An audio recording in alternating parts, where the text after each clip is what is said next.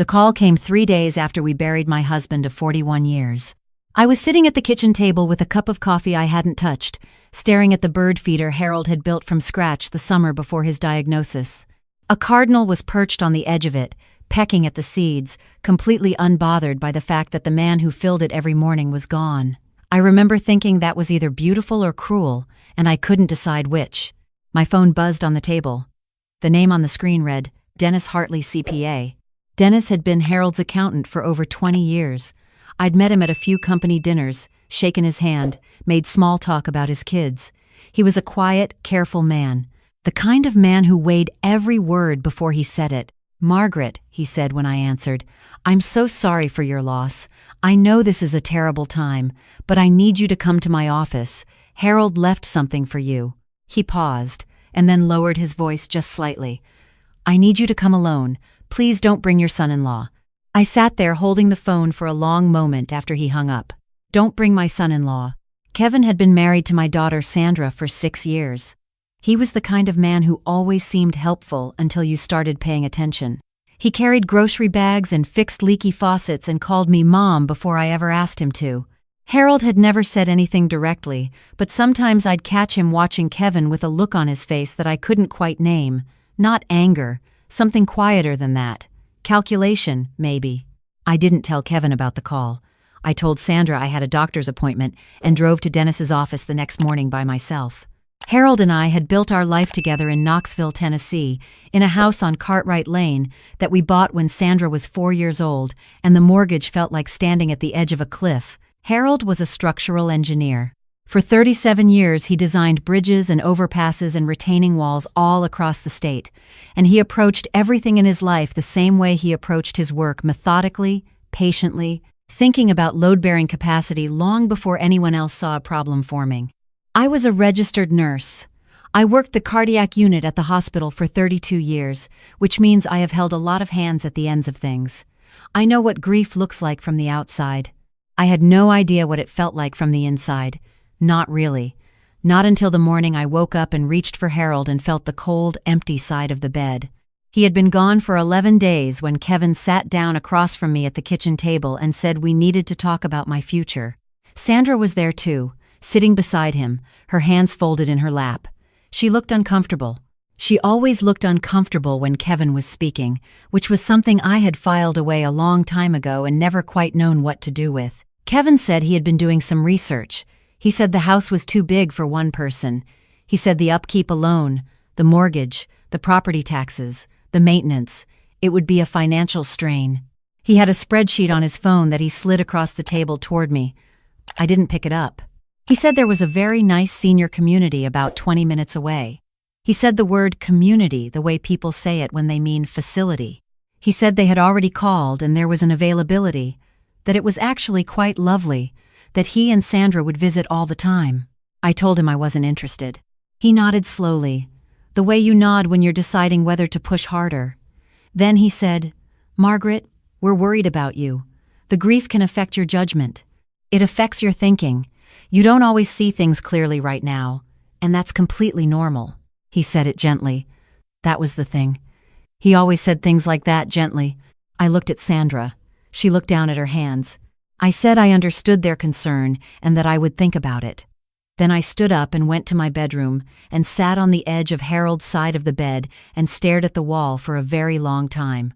The drive to Dennis's office takes about 25 minutes, up through the part of Knoxville where the old brick buildings still have their names carved into the stone above the doors. I had driven it 100 times over the years, usually to drop off tax documents, sometimes just to pick Harold up for lunch. Dennis met me at the door himself.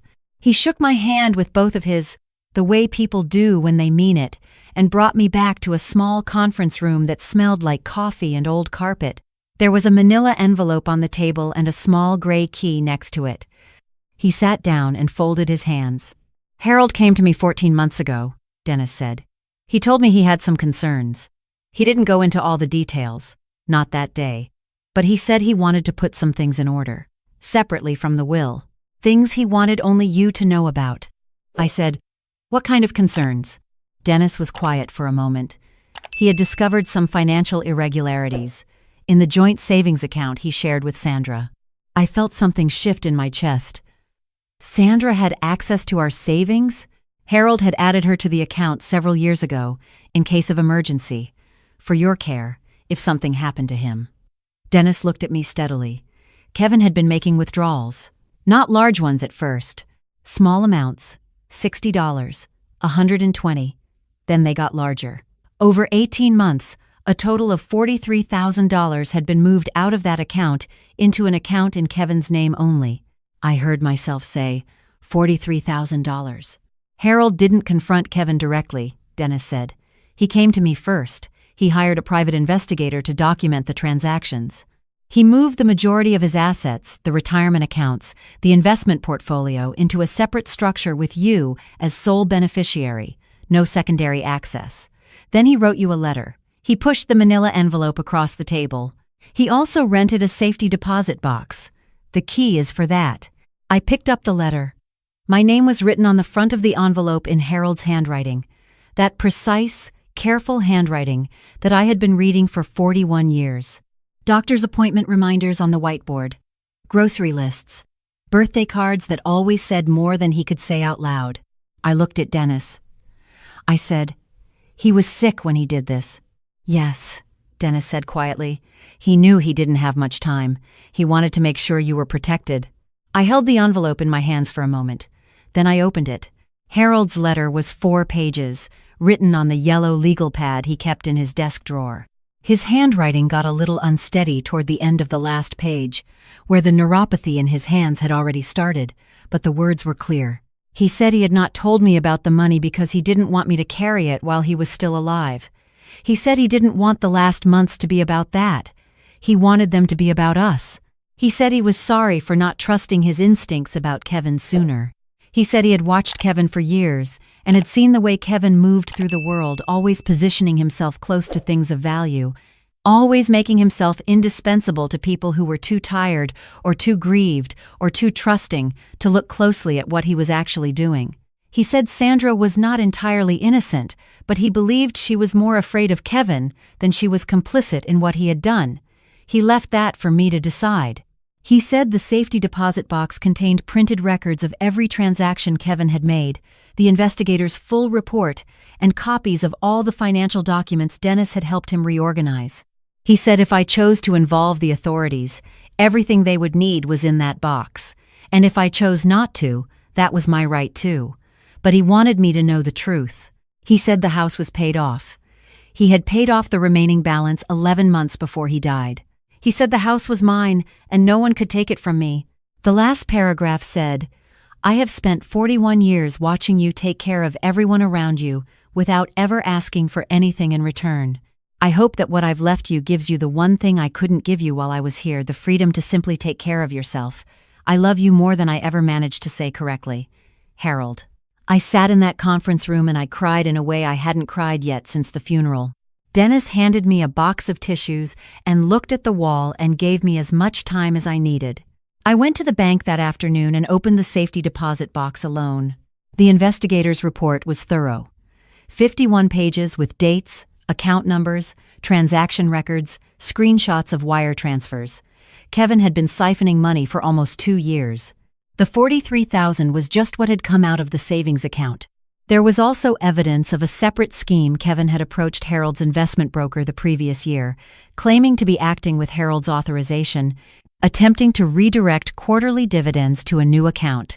The broker had flagged it and contacted Harold directly, which was apparently what had prompted Harold to hire the investigator in the first place. I sat in the small private room at the bank and I read every page. I thought about the spreadsheet Kevin had slid across my kitchen table. The senior community with the availability, your judgment is affected, you don't see things clearly, the careful, gentle voice. I thought about all the times Sandra had looked down at her hands. I drove home, and I did not say a word to either of them. Kevin and Sandra had been staying in the guest room since the week before Harold's funeral, which had started as a kindness and had quietly, incrementally, become something else. Kevin had opinions about which lights should stay on and which should be turned off. He had rearranged the pantry. He had suggested, twice, that it might be easier if I gave him access to the household checking account just to help manage things.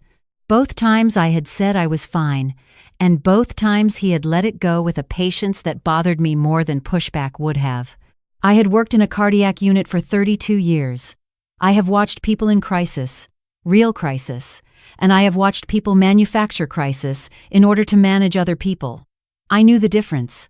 I had just been too tired and too heartbroken to act on what I knew. That changed the morning after I read Harold's letter. I made an appointment with the Knoxville Police Department's Financial Crimes Unit. I went alone on a Tuesday while Kevin was at his office and Sandra was at her yoga class. I brought the full investigator's report, the transaction records, and a letter from Dennis documenting his own observations. The detective I met with, a woman about 10 years younger than me with reading glasses pushed up on her forehead, went through the documents methodically. She asked me several questions. Then she said, "Mrs. Whitfield, this is a strong case. I want to be clear with you about what the process looks like from here." I told her I understood the process. I had prepared myself. She said, "Do you want us to move forward?" I said yes. I also called a locksmith that same afternoon. I had the locks changed on every door of the house on Cartwright Lane while Kevin was still at work and Sandra was still in her yoga class. I left their suitcases on the front porch, packed neatly, with a note that said simply, "I need you both to find other arrangements. Please do not contact me until I reach out to you first." I was back inside with the door locked before either of them came home. Kevin called 4 times that evening. I did not answer. Sandra texted twice. The first message said she was sorry. The second said she didn't know the full extent of it, and I believed her, and I also understood that not knowing the full extent of something is not the same as not knowing anything at all. I sat in my living room with a cup of tea and watched the cardinal on the bird feeder through the window. The house was quiet in a way I hadn't let it be since Harold died. I had been filling the silence with other people's noise without realizing that was what I was doing. Now the silence was just silence, and it felt different. It felt like mine. The arrest happened 6 weeks later. I was not present, and I did not want to be. The detective called me beforehand as a courtesy to let me know the timeline. Kevin was arrested at his office on a Wednesday morning. The charges included financial elder abuse, theft, and fraud. The $43,000 from the savings account and the attempted redirection of the investment funds were both included in the filing. I found out later, through Dennis, that Kevin had told investigators Sandra had known about the transfers. Sandra's attorney argued otherwise. I don't know what the truth of that is, exactly. I think I may never know. What I do know is that my daughter was not charged and that she called me 6 months later and asked if we could meet for coffee. I said I needed more time. I don't know yet if that time will ever come, but I'm leaving the door open, the smallest crack, the way you do when you're not ready to close something permanently. Harold would have told me to leave that door open. He was always better at that than I was. The house on Cartwright Lane feels different now. I rearranged the pantry back the way I had it for 30 years. I put Harold's reading chair back in the corner of the living room where it belongs, not pushed against the wall where Kevin had moved it to make space for his bicycle trainer. I started filling the bird feeder myself, every morning, the way Harold did. I also started doing things I had quietly stopped doing when the grief was fresh and other people were nearby. I called my friend Patricia, who lives in Asheville, and we spent a long weekend there in October for the first time in 4 years. I signed up for a watercolor class at the community center on Thursday evenings. I sleep through the night now more often than I don't. Dennis helped me work through the financial picture after everything was resolved. Harold had been thorough. The house was mine outright, as he had said. The retirement accounts and investment portfolio, now restructured, were sufficient. I would be all right. I am all right. What Kevin had done, what he had been doing, quietly and patiently for 2 years while my husband was dying, was steal from a family that had only ever tried to be generous with him. And what Harold had done, just as quietly and just as patiently, was make sure it couldn't destroy what he left behind. I think about that a lot. The two of them, operating in parallel, each convinced they understood how things would unfold. One of them was right. There is a certain kind of love that doesn't announce itself. It doesn't make speeches. It doesn't ask for recognition. It just builds things carefully, with the long view in mind. accounting for load and stress, and the kind of pressure that doesn't show up until something is already gone. Harold was an engineer down to his last careful act, and I loved him for every single year of it, and I love him still. I got a voicemail from the detective's office last week with a case update. The trial date has been set. I will not attend. I gave my statement, and I gave them everything they needed, and the rest of it is out of my hands, which is exactly where I want it. What I have now is what Harold wanted me to have. The truth, which I can do with what I choose. The house, which is mine. The mornings, which are quiet. The bird feeder, which still needs filling. And the freedom, this unfamiliar, precious, hard-won thing to take care of myself, finally, the way I spent 32 years taking care of everyone else. I'm learning how to do that. It turns out it takes practice. But I have time now, and I intend to use every bit of it.